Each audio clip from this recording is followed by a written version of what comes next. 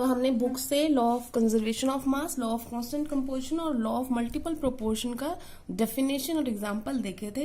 लेकिन हम law of multiple proportion को अच्छी तरीके से समझने के लिए ये एग्जांपल के थ्रू समझ रहे हैं।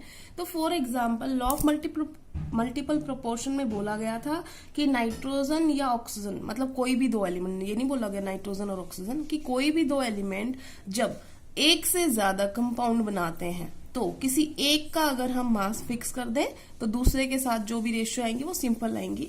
तो वो देखते हैं अब हम। जैसे नाइट्रोजन और ऑक्सीजन दो एलिमेंट थे, मिलके उन्होंने कितने कंपाउंड बनाए, 5 ऑक्साइड्स। ये मैंने 5 ऑक्साइड्स लिख दिए हैं।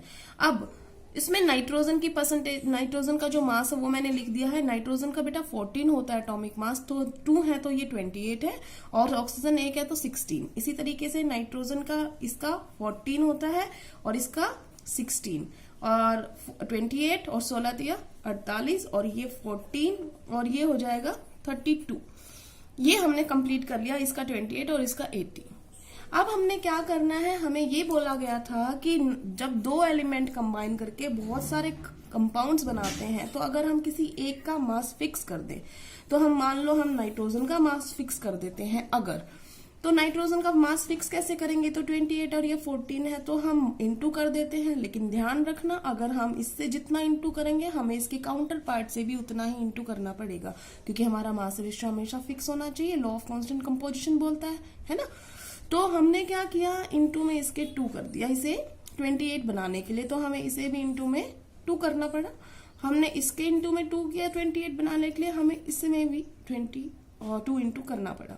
अब आप ध्यान से देखो, हमने इसको तो फिक्स कर दिया, तो क्या ये सिंपल रेशियो में है, तो आप देख पाओगे ये है 16, ये है 32, ये है 48, ये है 64 और ये है 80। 16 की अगर आपको टेबल आती है तो आपको बहुत सिंपल दिख रहा होगा, 16 1 जा 16, 16 2 जा 32, 16 3 जा 48, 16 4 जा 64, 16 5 जा 80। रेशियो देखो, इससे ज्यादा सिंपल रेशियो क्या हो सकती है, 1:2:3:4:5।